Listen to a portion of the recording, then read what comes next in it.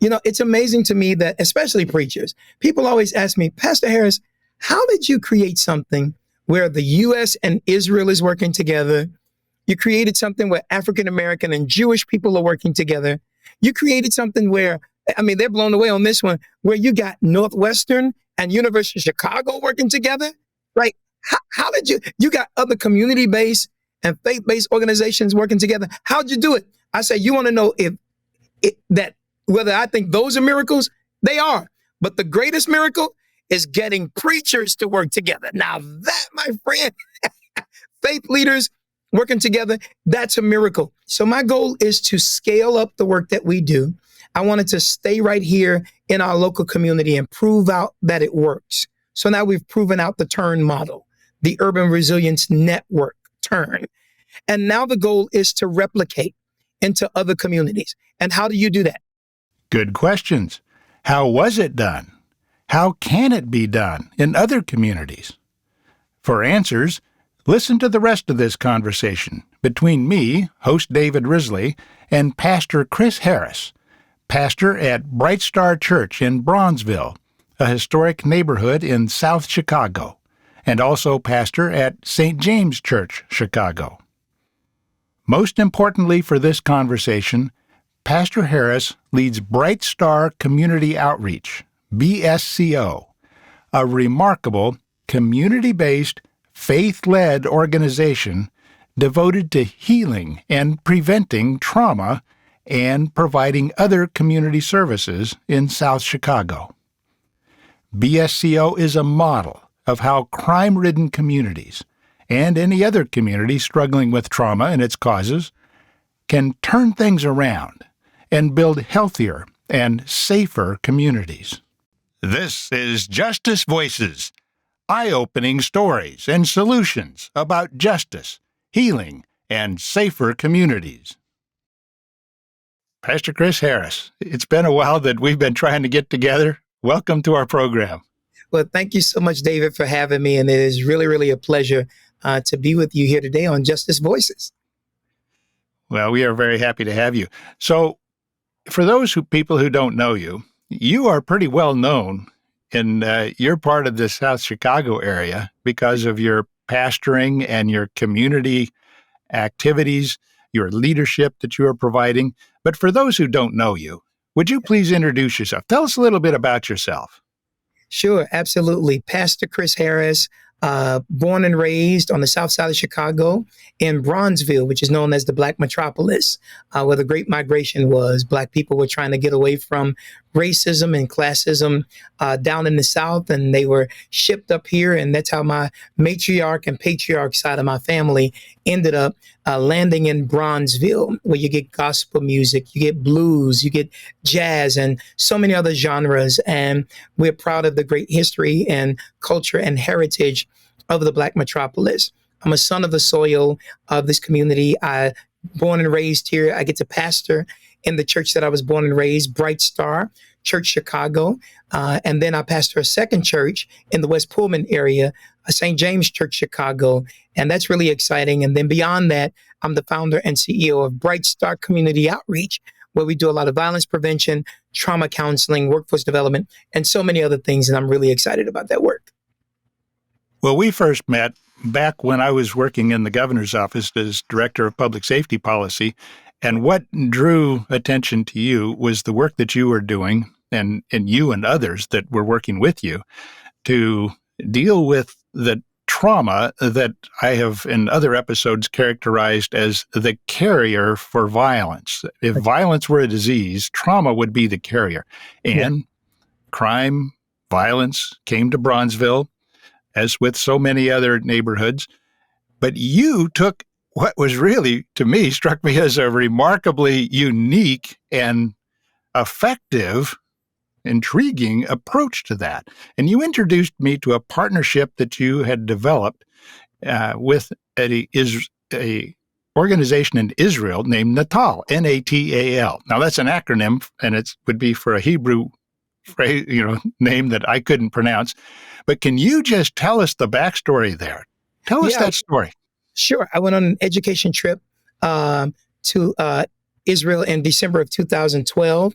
and discovered this place in Tel Aviv called Natal. And I encourage everybody, listen, you don't want to die before you go to Tel Aviv, first of all. You know, Tel Aviv is a beautiful place. I've been to Israel now 7 times, and it is amazing.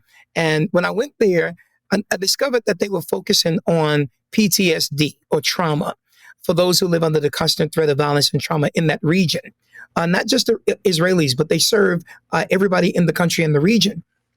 And I said, wait a minute, while they're worried about missiles and sirens in Israel, in Chicago and other urban communities, we're counting body bags and toe tags every single day. And so, David, at that time, I think it was more than 1,140 people had been murdered in Chicago since January of 2012. And now it's more than 7,500 people who have been murdered in Chicago alone. And that doesn't include those who have been shot or wounded. And we asked the question, who did or does the trauma counseling for those families, whether it be the victim's family or the perpetrator's family? In most cases, nobody. Because, David, Black and brown people, not exclusively, but specifically, don't really go to counseling for 4 reasons. They don't know, trust, or think they can afford counseling. And then number 4, the stigma. Nobody wants to be labeled crazy. But check it out. They still come and talk to people like me, the faith leader. So the Lord told me, I want you to identify, train, and certify faith and community leaders to provide trauma counseling based on the Israeli model of Natal. Our friends over at, and it was Mayor Rahm Emanuel at that time who introduced me to the president and CEO of Northwestern Medicine at that time, Dean Harrison. Northwestern, University of Chicago, United Way, Cigna, MacArthur, and all those other entities came to the table to partner with us to bring this model from Israel. And it has been amazing. They paid for them to come over 5 times. They've trained 3 different cohorts of groups of 16 faith and community leaders. And now, David, we have a trauma helpline, and more than 50,000 people in Chicago have been touched with this work. And now we're going to not only scale it, but replicate it. What does this training look like? What do the services look like? I mean, we talk about trauma-informed care. What is that? I mean, some people know exactly what you're talking about because they've been involved in it, but most people, thankfully, never have, and we want to educate them. Yeah, I appreciate that. And so just think about it. A lot of times we were focusing on violence, right? And violence prevention, because we do believe hurting people tend to hurt people. But guess what? COVID was traumatic. The virus, the vaccine, and the variants, all traumatic. Then beyond that, divorce is traumatic. Losing a job is traumatic. Losing a loved one, family members, parents in the hospital, trauma. It is a very, very real thing. And that which affects you both emotionally, psychologically, as well as spiritually, trauma. A lot of times when you talk about trauma centers, they're talking about the pain and the injuries that you face physically. But who addresses the pain and the injuries that you have psychologically or emotionally in your feelings, or even spiritually, losing faith in God and man? And so this trauma-informed approach not only touches on what affects people, but how they feel about what has affected them. And this has allowed us to have our trauma helpline. Now we have a lot of folks that are calling in by thousands. 833-TURN, TURN, 123 is the phone number that people can call the TURN Center. And TURN is an acronym for the Urban Resilience Network. And so we're really excited about the fact that we are getting into the pit that people feel that they are in. We're not showing sympathy, but we're absolutely exhibiting empathy to say, hey, even if we can't change your circumstance, you don't have to be alone in your circumstance. You know, just to highlight why it's important, what you're talking about is, you had mentioned previously, PTSD, post-traumatic stress syndrome, which is a term that we usually use with actual live combat veterans, people who have been through some extremely traumatic circumstances. But there were studies among others, at Emory University and Yale that found that rates of PTSD among residents of some high-crime neighborhoods is higher than that among combat veterans. Sure. And this is particularly impacting young people who grow up in an environment in which part of their reality, the world around them, is, fear of, are they going to make it to school? Are they going to make it back? And this, of course, this would tend to occupy their minds while they're at school and maybe cause them not to have the educational experience that they need to really succeed in life. So you're really going to a root cause, not just of violence, but of a lot of ancillary impacts that violence has, that PTSD has on children, on adults, in communities, in relationships, in marriages, in home life. It's a whole package. Well, let me say this. Here's the reality. If you sign up to be in the armed services, you know that you're going into combat at some point. You're trained before you go into combat. On the south side of Chicago, nobody gives you a warning that there's a bullet getting ready to fly. Nobody gives you a bell to say, hey, get inside, because a drive-by shooting is getting ready to take place. Many times you're caught off guard. You don't expect it. And that is traumatic all by itself. Just knowing that I live in an environment where it is possible that anything can happen in any given moment. Let me give another contrast to what happens in Chicago or in Bronzeville versus what happens in Israel. At least there is a siren. It shouldn't be happening. Danger shouldn't be there. There should not even be an imminent threat. But the reality is, if a missile comes over, there is at least a 15-second warning that they have in Israel. They actually have it on their apps, on their phones, to say, hey, there's a missile coming in. Do you know how many people would be alive if we had a 15-second warning, right? And so the reality is, being caught off guard all by itself. Nobody kind of prepares to get married, then get divorced. That's traumatic. Nobody prepares for your heart to stop beating and you have a heart attack. It's traumatic. And so that which catches you off guard can affect you worse than things you were prepared and trained to go into. So that's just a little bit of a contrast that I just wanted to make. Well, you mentioned Bright Star Community Outreach, BSCO. Now, there's the Bright Star Community Church, or Bright Star Church, rather, and then you have Bright Star Community Outreach, which are not the same thing. The BSCO is a NGO, a not-for-profit organization that you created to deliver services and other sorts of activities. And it's really an impressive organization that's developed. Could you tell us more about BSCO?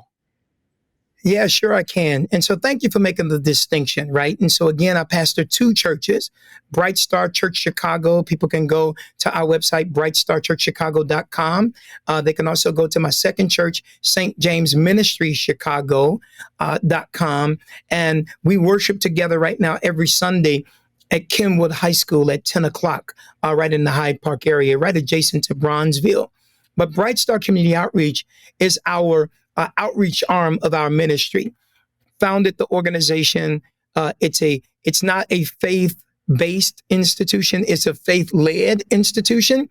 We have more than 115 employees that work for me every day, full-time, part-time, doing the trauma counseling, behavioral health department. Thank you for featuring Deanna in one of your shows to talk about the work that we do with NATAL and trauma counseling.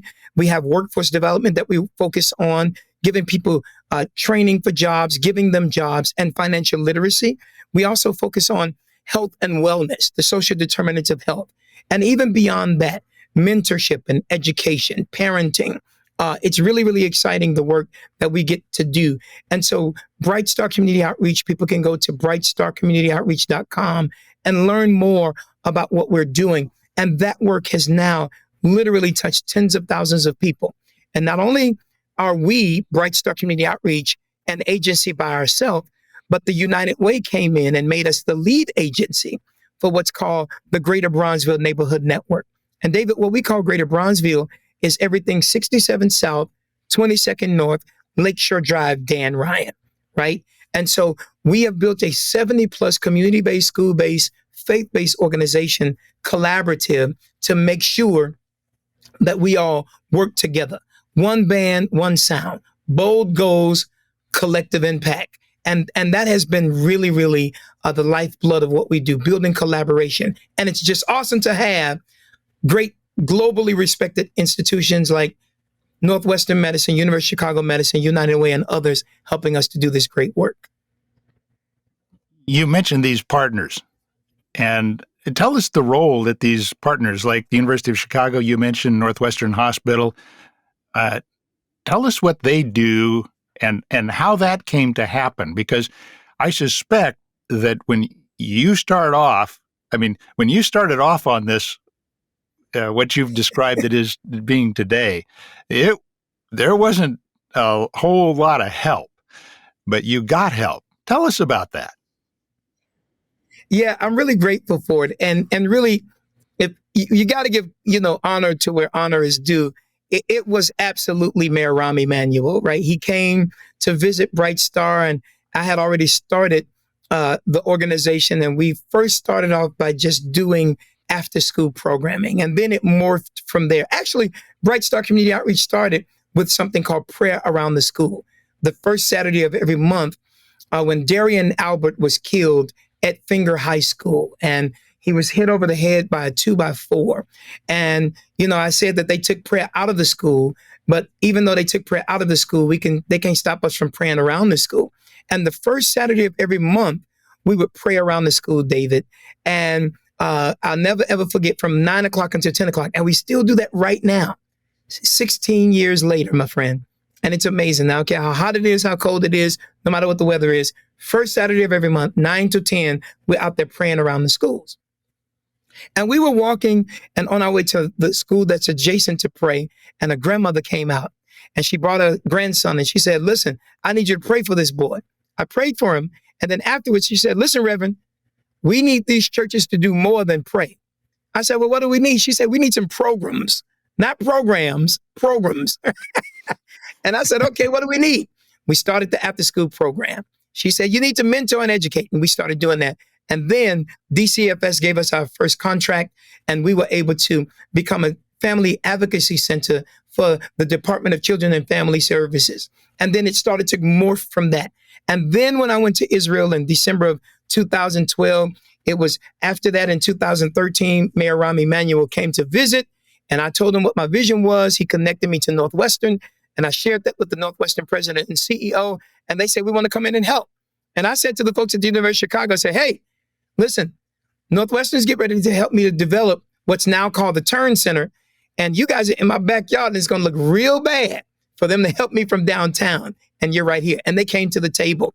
They helped us with capacity building, right? Because I'm just doing ministry. I was just doing the right thing, but not necessarily the right way. So they helped us to build capacity. They came in and funded us and has given us millions of dollars for infrastructure. And by the way, we always need more because we're always doing more. They sat on our board, our ops teams. They helped us with our strategic planning. And even beyond that, logic modeling, that's not what the community really knows how to do. So they came in to be the scaffolding around what we were doing. And they didn't try to helicopter in and take over. They said, we want to be the wind beneath your wings. And guess what, David? All these years later, they're still with us, just re-upped on the funding, and they're giving more because we're doing more. And I'm grateful for the partnerships. Okay, now I'm vice president of the Greater Springfield Interfaith Association.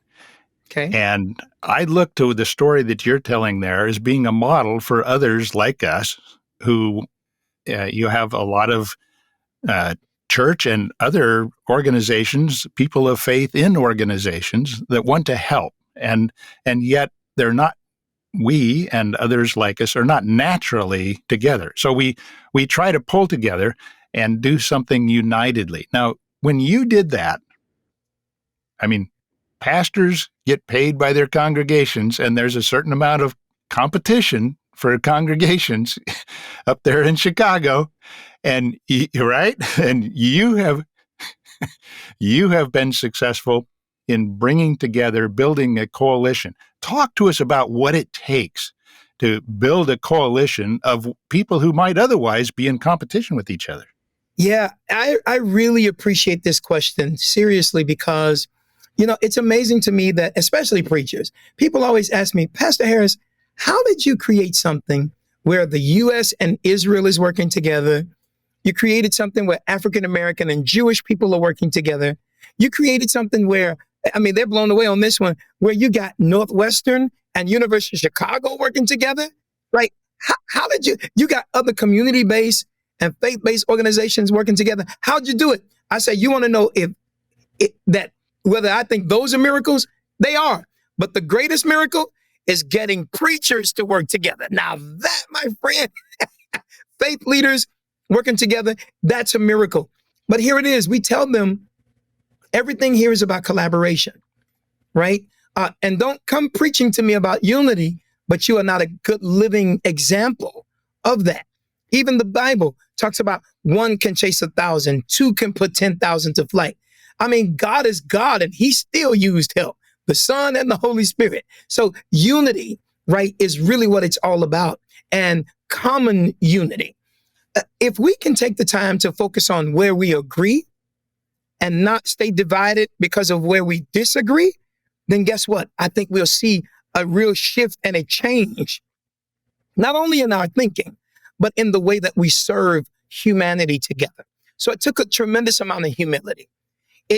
It allowed me to appreciate having more seats at the table for other people to come and sit at.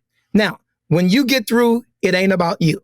You got to be willing to accept the ideas of other people. And you also got to understand that you're not the smartest person at the table. Let me just tell you this. People who are insecure will never, ever partner with other people. And I believe in collaboration. We're better together. Every time we meet, I say we're better together. And it has proven out to work. So what we've done is created this turn model that we want to replicate. It's working. And we have data from the University of Chicago. Check this out, David. We have now data that says because of our work collaboratively, we have a 17% reduction in shootings in our area, a 14% reduction of assaults in our area, a 12% reduction of robberies in our area. Who can argue with the data? And we also have to understand that funders, the philanthropic, the corporate, the government communities, when it comes to funding work, they no longer want to fund one-offs. They want to fund collaboratives. And so if we get to the place where we make room for other people, then we will all be able to make a much bigger impact, and nobody can argue with the data. And if you're going to ask people to write a check, here's what I always tell people. You shouldn't ask for dollars without data.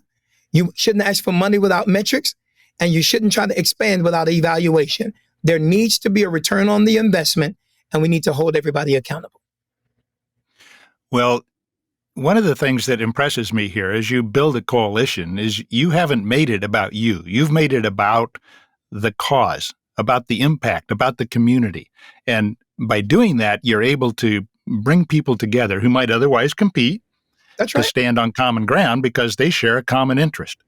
That's right. That's exactly right. Here's what I always say, and also make sure the other leaders and team members of Bright Star Community Outreach say, we are convener and not competitor. It was Julia Stash at the MacArthur Foundation.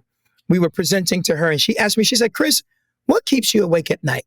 I said, what keeps me awake at night is the fact that I've built a 70-plus community-based, faith-based, school-based collaborative, and I don't have any carrots to give to them. No money. It was all based on trust and relationship. And you know, Stephen Covey's book, he said, trust moves at the speed of relationship, and relationship moves at the speed of trust, right?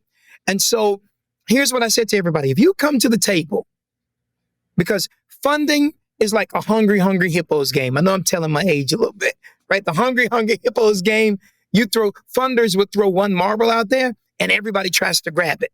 But the problem is only one get it and everybody else gets disappointed. But I said to them, if we come to the same table and collaborate and have one common vision, and vision is foresight with insight based on hindsight. If we have one collective vision, allow us to be the convener and not the competitor, more money will come. And guess what happened? It worked. Julia Stash and the MacArthur Foundation gave us $1 million for the collaborative. And guess what the Lord told me? I want you to give most of it away. And we were able to give more than $624,000 of that $1 million to the other partners. 15 other agencies were able to be fueled because they came to the table and we partnered. And that's how we got the results that we've gotten. Partnership. That's the only thing that I believe works. Well, if we could can that somehow and export that all over, we'd be a better world. Now, so let's turn to that, a better world. You are making a better world in Bronzeville, the greater Bronzeville area. What is your vision for the future? Where do you want to take this? Yeah, thank you for that. So my goal is to scale up the work that we do. I wanted to stay right here in our local community and prove out that it works. So now we've proven out the TURN model, the Urban Resilience Network, TURN. And now the goal is to replicate into other communities. And how do you do that? First of all, you find what we call a community champion. In Bronzeville, Greater Bronzeville, I'm that person. Who's the person with influence that the community trusts? Secondly, you got to find a community anchor. That's an agency that already exists that other leaders trust, and bring everybody to that table. Do a community assessment. And from that, find out what it is that the community needs. Now, here is one of the approaches that we took. When you ask what's next, taking this model all across the city, the state, the region, and our country, and into some other parts of the world, because the model works. Just got to shift some of the nuances. But we didn't just do it because I was in prayer and the Lord told me how to do everything. No, the Lord told me to talk to the community. And we used a data-driven approach through surveys. It was the CDC that gave us a $6 million grant. And they said, we want you all to use this to talk to the community. I said, hold on, you can keep all of your money, all 6 million of those dollars. And it's not like we did not need it. But I said, but what you won't do is come in and treat the Black community like lab rats.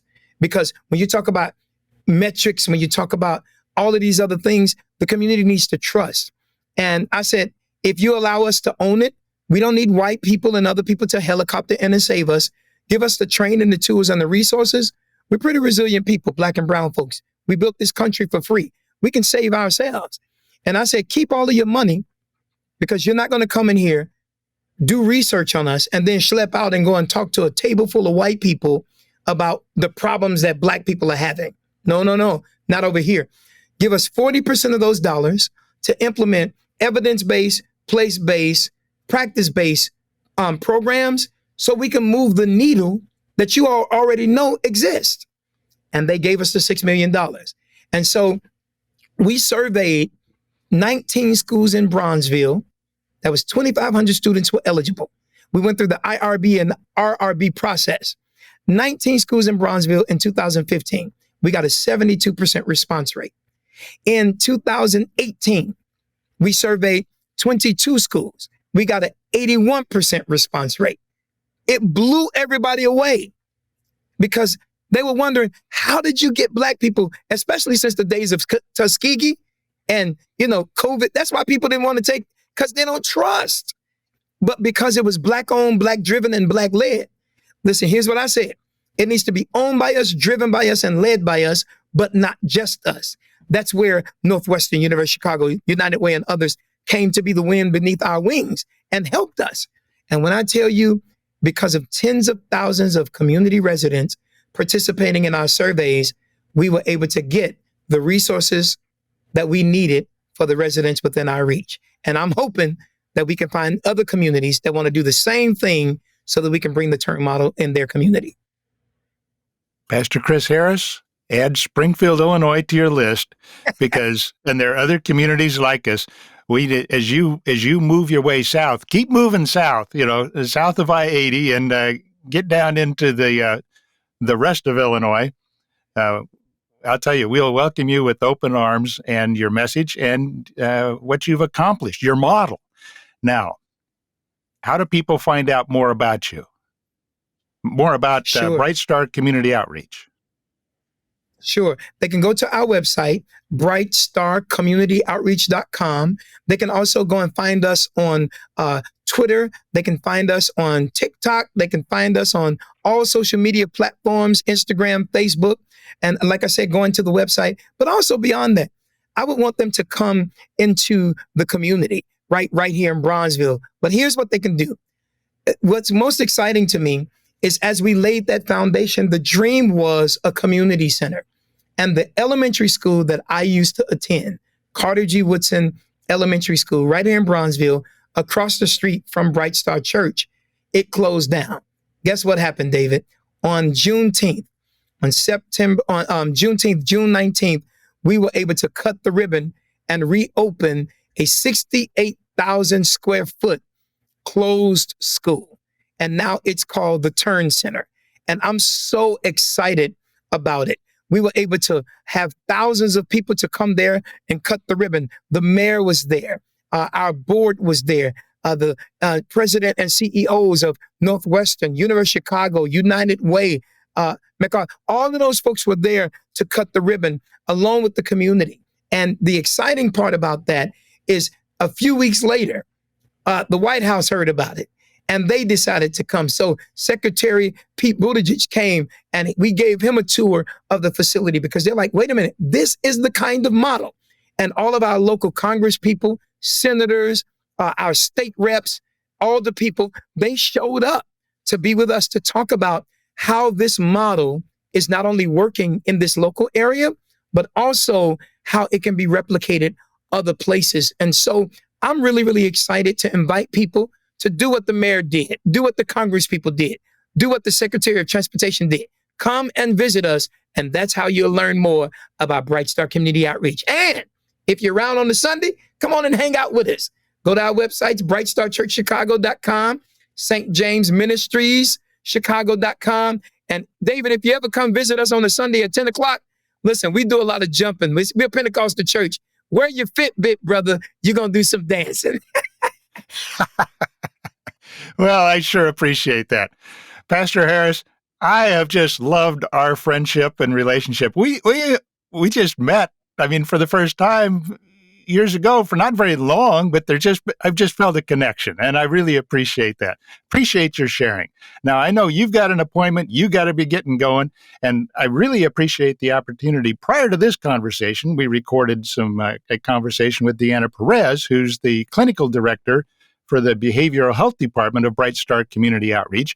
And even though we recorded that before this, that'll be the episode to follow it. So people who are listening, if you want to learn more about what's being done by the Bright Star Community Outreach at the Turn Center, listen to the next episode.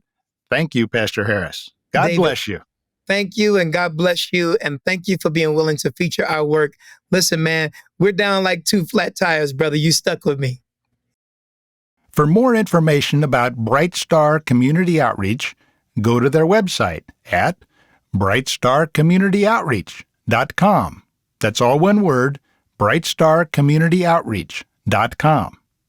And help share his message of hope and healing by sharing this episode and the episode to follow with your faith and other community leaders, as well as your friends. Lead out in your community by sharing the model for change Pastor Harris describes.